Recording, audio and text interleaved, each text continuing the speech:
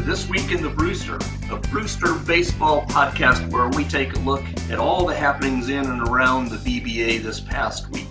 I'm Yellow Springs General Manager Ron Collins. And I'm Omaha Hawks General Manager Justin Niles.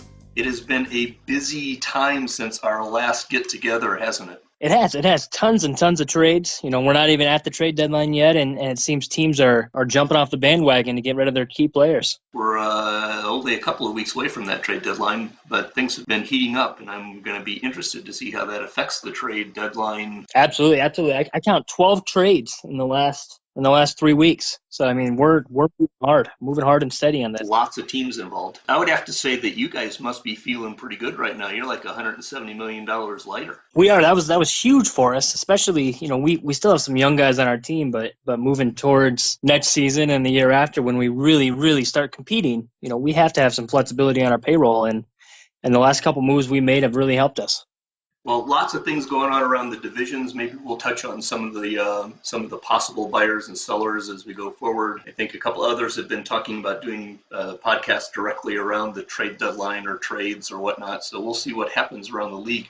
I thought maybe we would start like we did last time and go through happenings in each one of the divisions. Do you have a division you'd like to start with? Yeah, well, why don't we just go right down the line? Let's start with the Atlantic Division. I think Jacksonville still has a pretty solid grasp on this. Charm City is the only team really threatening them, I think. I don't think Rockville is going to threaten this team to overtake and win the division. I haven't seen a whole lot of movement here. They've essentially maintained the same record over the last couple weeks, same width apart, and so there's not a whole lot of movement, I don't think. The big movement, I think, is probably Rockville. They're in second place in the wild card, and there's some teams right on their heels. Yeah, I think Rockville is looking pretty strong right now. I think Montreal is beginning to run out of time. They're playing some good teams. They played Vegas and Rockville this last week, went 3-3. They really need to pick that up. It's not going to get any easier because they get Jacksonville next week. But you mentioned Charm City. I think Charm City is actually looking like a really interesting pick right now. You went out on a limb with San Antonio last week, and we'll talk about how that limb got cut out from under you. But I'm wondering about Charm City because they were 5-2 last week against. They beat up on, as they should, on Hawaii and Phoenix. Their schedule is really favorable for the next couple of weeks, and Jacksonville at 5-6 in their last 11. They deal with Atlantic City, Montreal, Madison, Rockville, and Havana coming up over the next about 2 to 3 weeks of their schedule. So I think that what's going to happen here for the next couple of weeks inside the JLA is going to set the stage for the future. If Jacksonville can withstand the Charm City storm here shortly, then they'll probably look good. Absolutely. As you mentioned, they have Nashville. They have them here 6 times, I think, here coming up this month. They play Hawaii a couple times. The series there at the end of August might really be the deciding factor on this division race. They don't play each other again the rest of the year. And so, I think that Charm City has a tough stretch at the very end of the year. They play Rockville and they play New Orleans. I think that those 2 series right there, if they struggle, they don't come anywhere near winning this division. And the big news in the JLA is break up the goats, man. They went 4-2 last week. Absolutely, yeah. The big question I think a couple weeks ago was, hey, is this team going to win 55 games? And now they're sitting, they're exceeding expectations. Essentially, they're, a lot of places only have them winning 35 games right now, and they're sitting at 38. They also traded away Stephen Clulo to my team, the Omaha Hawks, which was an interesting move for him. Clulo is a young, controllable player. Nashville did get 2 relievers for him. One could be a good starting pitcher. Clulo shut out the Sluggers the other day in his home debut for the Hawks, and so that didn't shut him out, but he allowed 0 earned runs. Yeah, I think any time that any of your pitchers shuts out the Sluggers is always going to be a good thing from my point of view. Yeah, Nashville, this is not Nashville's year as far as that is concerned, but I'm always going to cheer them on as they go 4-2, and I'm hoping for good things from Brett. I thought the Clulo trade was probably not his best move whatsoever, but wasn't as dire as some of the others seemed to think. We'll just see where that comes out before it's all said and done, but I don't like seeing more pitching coming into the division no matter what, unless it's under a Yellow Springs banner.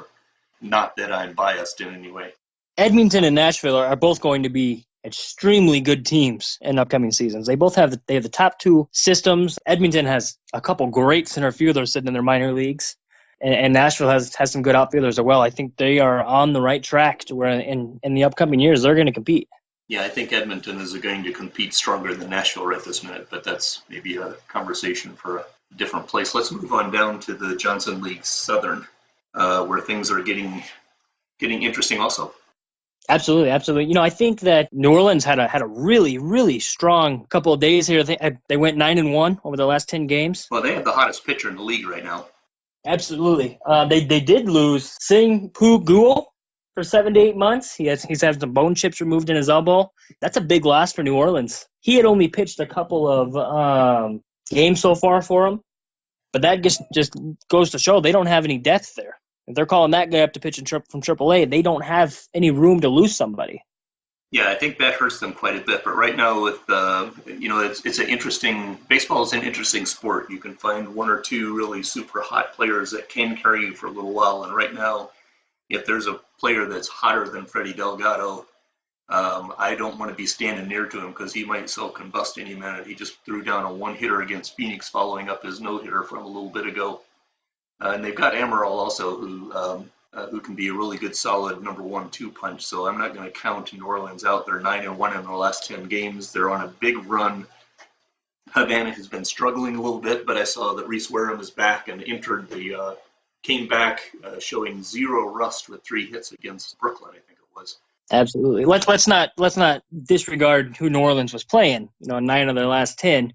I realize they're still BBA teams, but you got to look at Nashville. Phoenix is an okay team. They're sitting about 500, but otherwise Huntsville is not. Huntsville struggles. We know they struggle, and so yes, they went 9-1, but let's not forget who they were playing. I don't know how you could possibly say that, Justin, because Huntsville just destroyed the team that you said was going to sneak into the playoffs last week.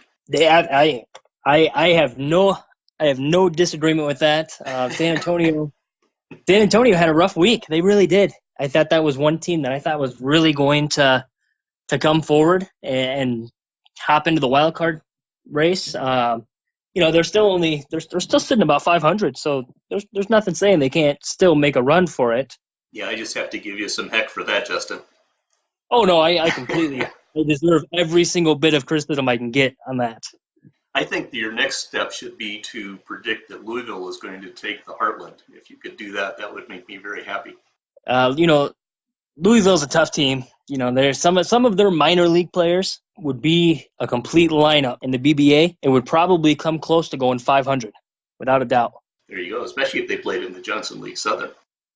Absolutely. Or if they played Omaha every game, Omaha and Twin Cities. I mean, they would absolutely be 500. So, Louisville's got a good team, but I think that they almost have, they have a lot of good players, but they don't really have tremendous players. They have one or two really, really good players, and they have some above average players. If they could move some of those above average players from AAA and turn them into some really, really good BBA players via trade, then I think without a doubt Louisville would once again be standing at the end of the line with the Landis Trophy this year. Yeah, I don't think you can ever question the genius. I mean, I would expect you to be predicting Louisville to win the Heartland immediately so that they can go and lose 6 straight like San Antonio has.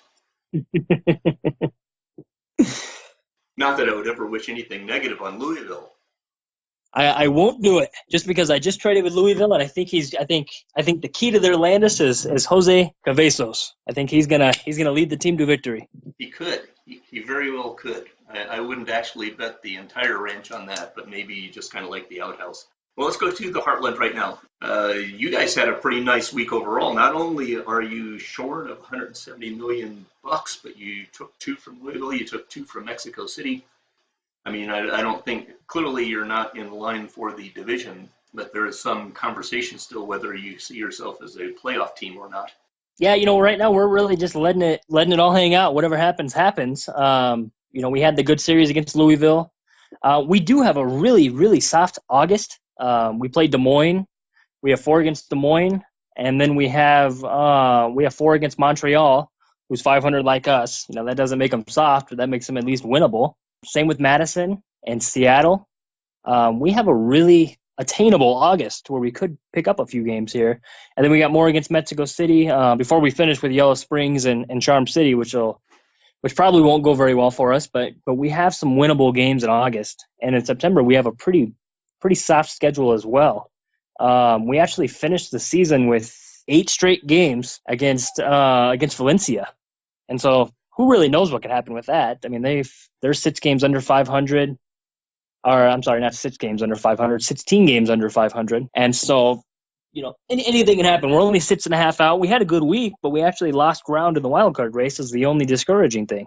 Yeah, it's an interesting time period in the Frick League in particular as some of the numbers fall out on the Pacific, which we'll get to in just a little bit. I think the interesting question to me is what's going to happen with Madison. Are they truly on their way down? Have they taken too many hits via injury and so forth? How long can they continue to keep the thing afloat? I'm not certain where they're going to fall out. I think Louisville actually may have dodged a little bit of a bullet here this week, and I need everything that I can get as far as all of the hexes and the jinxes and the so forth against Louisville, because we had an opportunity at the end of the week to kind of put some good distance between us. Things were looking really great in Yellow Springs until we went out to Vancouver and dropped a pair of games against Vancouver, which is disappointing to say the least, including a 10th inning job yesterday where we lost 3-4 with Lelouch on the hill. That's annoying.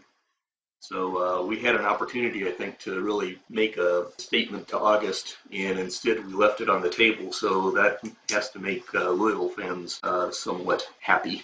Absolutely. Yeah, we something that was encouraging for us over the last week is we switched managers out. We did some personnel shuffling. We actually led the league the last 7 days in runs scored with 50, and we only allowed 29, so we had a plus 21 run differential for the week, which is surprising when we're facing along the lights of Louisville. So that was encouraging. That was encouraging to see our new manager take over and really get our bats moving, which is something we've been struggling with all year. Let's talk about the Pacific. Well, I think Long Beach here is just running away with it. I have no reason to believe Long Beach can't continue with what they're doing. California hit a monster surge this past week. They did play Twin City, who's fallen pretty quick, and they played Edmonton, who had 42 wins. But still, to go 9-1 is still impressive. It doesn't matter if it's against the bottom of the league or the top of the league. You're 9-1 against the BBA competition teams. And so, California's coming on strong. They've completely jumped Twin Cities now in the wild card race. Yeah, California is not going to be able to take the Pacific Division, I don't think. 14.5 games back with, maybe 52 to play on their side. Yeah, absolutely. That would take like a catastrophic earthquake or something like that to have the entire U.S. fall off the side of the mountain and leave California only. But absolutely. No, Long Beach is taking this division. Yeah, it's actually an interesting question because Calgary and Long Beach are both kind of treading water right now. Long Beach didn't have a particularly good week, though, against both Immokalee and Mexico. You would think that they would have been done a little stronger than they've been. If there is anything that is in Calgary's advantage is that they did pick up a half a game last week, playing against a little bit better schedule. I'll call playing against Yellow Springs a better schedule because I think that's a fair statement coming from even the Yellow Springs general manager. So I think the jury is still out on Calgary. I still kind of like Calgary. I think if I were forced to bet, I would say Long Beach is going to stay up there, but Calgary's still interesting to me, and Kevin is not against pulling some strings and making some things happen there in Calgary. So I would actually try to abstain from making a bet on those two right this minute. Oh yeah, all bets are off on any of these teams until we pass the trade deadline and we know exactly what's going to happen. Because any of these teams that are right on the cusp could easily make a move, and bring in a player that all of a sudden gets them 3 or 4 extra wins during the season, and we're talking about them sitting in the driver's seat. So yeah, you look at the wild cards for both the Johnson and the Frick, and in the Johnson you've got Vegas 3.5 games out of a wild card slot. Phoenix and Montreal at 7 and 7.5. Vegas is still obviously in the mix. Phoenix and Montreal are technically in the mix. I would like Montreal's chances better than Phoenix personally. And the question there really is more a matter of, is Atlantic City going to fade heavily, and whether anyone can catch New Orleans. How much will New Orleans was it Sim Paiguel? How much will that injury actually affect New Orleans? Right. Well, like I mentioned, he only had 2 starts this year for him. He was just getting started with them, so it's essentially Nets man up for New Orleans, and I'm not sure who that Nets man is. That's a team that very well could be making a big move here in the next week or so to acquire an arm. And then we look at the Frick. You've got Twin Cities and you guys in Omaha at 6.5 games back, and Seattle is 7 games back. I think those are the real candidates to be able to make it slide into that last wild card spot if somebody else fades. Of those three, personally, at this moment, I like you guys a lot better than the other two, Twin Cities and Seattle. I really like Twin Cities, but man, they're just not getting it together. They're like watching an engine hit on 3 cylinders, right? Yeah, they've really struggled. They had a really good year last year, kind of out of nowhere, and then they've really fallen back apart this year, which is surprising. They haven't fallen apart. They haven't won 30 games, but they haven't competed as some of us expected them to. I think the shape it's currently in probably stays. I don't think Madison's going to fall out enough to lose 7.5 games to fall out of the wild card, and I don't think California is going to either. Spoken like a true sandbagger. Well, last time here we did this 3 strikes and you're out thing, and you like totally destroyed me on it as far as the board is concerned, right? I mean, the big poll there basically said Colin shouldn't even have shown up. So you want to give it another go this week and see if you can hold on to your championship? Absolutely. Let's see if I can bat 1,000 again. Do you want to go throw out the first pitch, or do you want me to? I'll throw the first pitch if you don't mind. Yeah, there you go.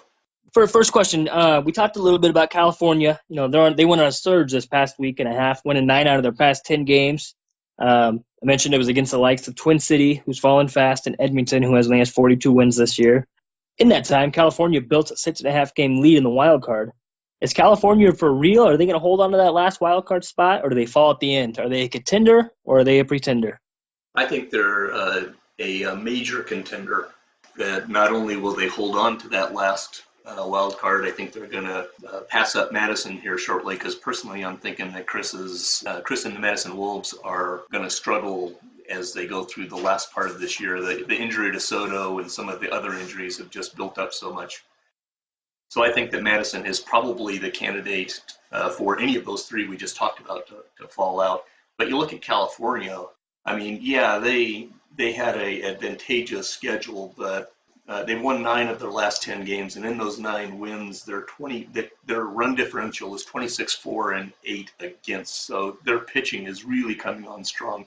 They have Miguel Ramos pitching about as well as a pitcher can pitch right now. He's 12-4, 2.18 ERA. It is not too early to start talking about Miguel Ramos as an extremely strong Nebraska candidate. I mean, I think that all signs are looking pretty good for California, and quite honestly, they had a really cruddy, I think it was June, which is unusual for them. It's not unusual for them to screw up in April, because California, but they were 12-15 in June, and if they were just 15-12 in June, you could actually begin to argue that they were still in the line for the Pacific Division on the fringes. They're just too far back for the division, I think. But yeah, I think they're a contender, and when they get to the playoffs, that could be a dangerous team. Fantastic. Toss me a pitch.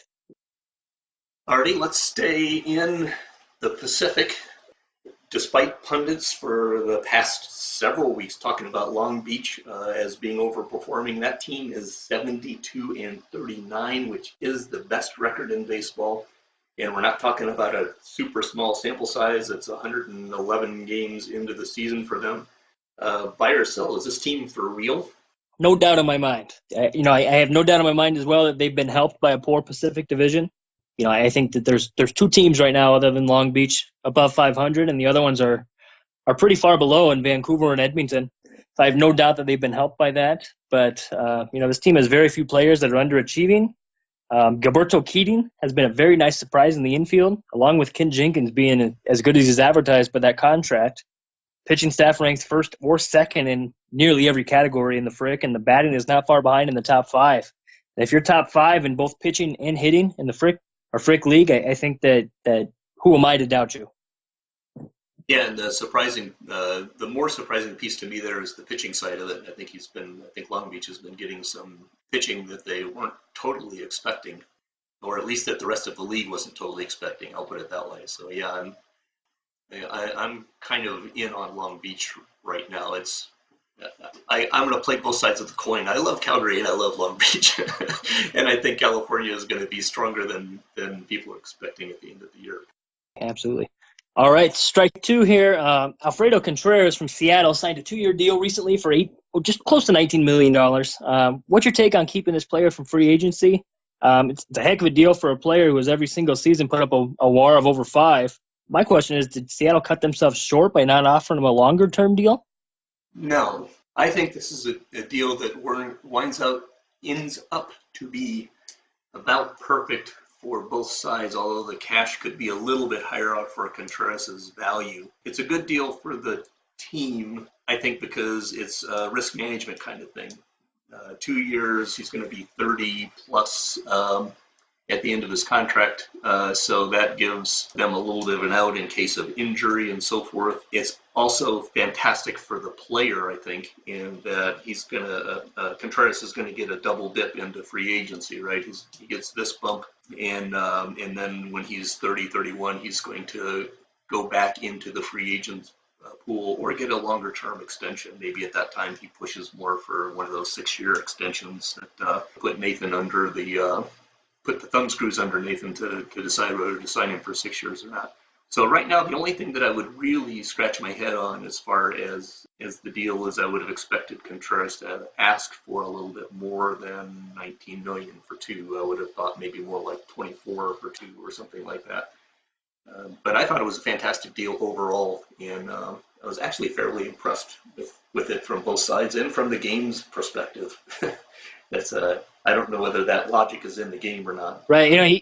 He's been extremely durable. He hasn't missed more than, I think, 3 days any time in his career. He's gone close to 250 innings most of the years, and so I was kind of surprised to see not only him not request a longer contract, but B, him not be offered one, just because of the fact that if you're going to lock him up for $9 million a year on average, you might as well lock him up through age 32 if he's willing to accept that.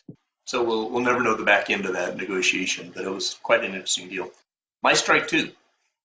The whole league's been talking up on the board. Chris Kelly from Twin Cities and Bobby Lynch from Edmonton, 2 spectacular young pitchers. Let me give you a different pair. If you have your choice of Rockville's Arthur Dempster, he's currently 12-2, 3.21 ERA, or Havana's Feliciano Rafael, who's 10-4 with a 2.90 ERA. Who do you take? Well, this is you can't go wrong here. I think that these 2 guys are stars. I would be so happy if I had a choice of either one of them ever. But if I'm looking at Omaha, I'm taking Rafael simply because of his age and team control left. I think both are in line for huge paydays in the future, and they're going to have full trophy rooms when their careers are all said and done. No doubt in my mind, I'm taking Rafael just because of his age and team control. I'm a financial type of guy. I'm going to play the counter, and my reasoning is a little bit different. I think Rafael is a candidate for a major injury anytime soon because he's one of the most abused young pitchers in the league. So probably on pure talent and finances, I would agree with you. But if I were actually starting an organization right now, I'd want a guy who I was fairly certain was going to be around for several years, full years. And I think Dempster is my guy on that case. But I agree totally with you that there is no loser in this in this pitch. Absolutely. And I think if we look at which one of these 2 is really the MVP for the team that they could least afford to lose, I think that Dempster is probably the one that Rockville can least afford to lose just because of where the team is in the standings. I think if Havana's players go down or if Havana's pitcher went down, being 7 games up, they're still going to get in the playoffs. Rockville's a whole different story. I agree with you on that. I think if Dempster goes down, Rockville's opportunity to make hay in the postseason and even get to the postseason, depending on a few other things, kind of goes away. But I think Havana's in with or without Raphael right this minute. So what you got on number 3? So Las Vegas recently traded for catcher Elroy Hinson, and then they immediately re-signed him to a 2-year contract extension worth $17 million. Hinson's 34 years old. Is he going to pull his weight on this deal? He's currently not a very good catcher at the plate or behind the plate, so this is an interesting deal. I think Rick is working with his heart rather than his head on this one. And I absolutely love Hinson as an acquisition, and if he'd signed for $3 or $4 million, then I think that would be a much better deal. My personal take on this is at 8.5 per for the next 2 years. I mean, I tend to look at contracts as about $2 million a war, give or take a little bit. Maybe a little bit less when you get up into the higher ranges, right? Because you're paying for reliability rather than pure performance. And so at 8.5 million, Hinson needs to pull down 4 WAR. Yep, and that's something he hasn't done since 2032. Yeah, Hinson has been a 1.8 WAR guy in 2033, and he's probably not going to crack 1 this year. So I think that's an overpay. All righty, throw me your last pitch. All righty, my last pitch actually corresponds just slightly with one of the pitches last week where we talked about Steve Dempsey's hitting streak over-under ending at 22. It ended at 27, so my take on that was wrong because I said it would be under 22 or over 28, and he got to 27. He got through Vancouver. But where I'm really going on this is Madison's John Mick. He drove in 33 runs in July. He's got 4 already in the first 3 days of August, sitting right now at 117. Last week, you talked about Carl Winsome, possibility of being able to catch Long Chamberlain's 182. Winsome has faded a little bit, but right now, Mick projects to 176. So with the Mons Raiders and the Steve Dempseys in front of him, does he have a real chance at beating Chamberlain's 182? Well, he's got a chance just because of where he's at, but will he do it? No, I don't think so. I think it relies heavily too much on Dempsey and Raiders production, but I don't think he's going to have 59 RBI over the next 2 months of the season. If I had to put an over-under on it, I would say he finishes at 167, having exactly 25 RBI in each August and September. 167? Was that your over-under? 167. That's my over-under. I take the over on that, but I tend to agree with you that he's probably not going to make 182. With Rader and Dempsey in front of him, I think he can make a pretty good run at it. But my eyes are on it, and I'm rooting for him because I think Madison needs something. I think Mick needs to drive in like 12 runs against Louisville one game, and then I'll be ready to change my own personal opinion on that. I absolutely agree. I just don't think he's going to.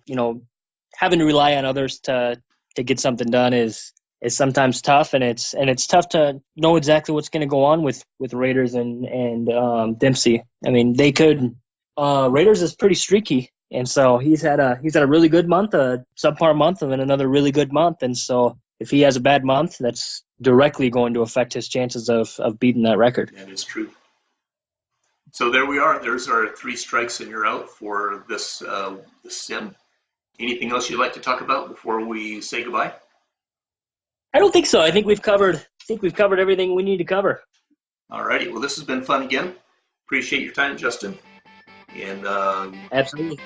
God willing, the creek don't rise and all that other good stuff. We'll see you again next week. Sounds great.